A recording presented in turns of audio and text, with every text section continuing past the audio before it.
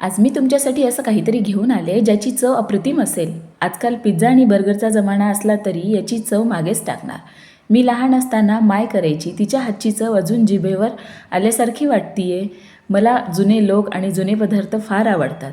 तर चला मग मी इथे 1 वाटी गव्हाचं पीठ, 1 वाटी ज्वारीचं पीठ, अर्धी वाटी बेसन आणि बारीक वाटून घेतलेलं लसण, हिरवी मिरची आणि जिरे घालत आहे. त्यात चवीनुसार मीठ, हळद, काश्मीरी लाल मिर्च आणि भरपूर अशी कोथिंबीर टाकून आपण या पिठाला घट्टसर एक गोळा तयार करून घेऊयात.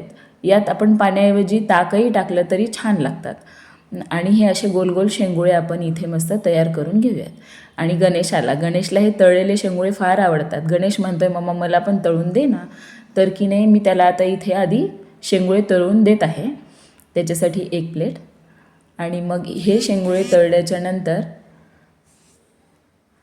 मी याच्यामध्येच फोडणी देत आहे. जिरं आणि मोहरी टाकून पाण्याची फोडणी द्यायची आहे. मग या पाण्याला थोडा वेळ झाकून ठेवूया उकळी येईपर्यंत. आणि या शेंगुळ्यांमध्ये असे मुटके पण करून टाकायचे, असं माय म्हणायची. शेंगुळ्यांमध्ये मुटके करावेच लागतात म्हणून. आणि मग पाण्याला छान उकळी आली त्याच्यानंतर आपण हे शेंगुळे त्यात सोडून देऊया आणि त्यांना छान शिजू देऊया. जुने लोक म्हणतात ना, अन्न हे पूर्ण ब्रह्म आहे, पण शेंगुळे म्हणजे पूर्ण प्रेम आहे, असं मस्त. चला तर मग आज आपण पुन्हा एकदा त्या जुन्या चवीत हरवून जाऊया.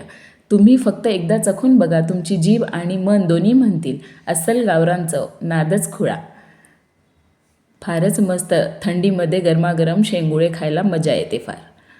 तुम्हाला हे आवडले असल्यास तुम्ही शेअर अँड सबस्क्राईब, लाईक नक्की करायला विसरू नका. थँक्यू.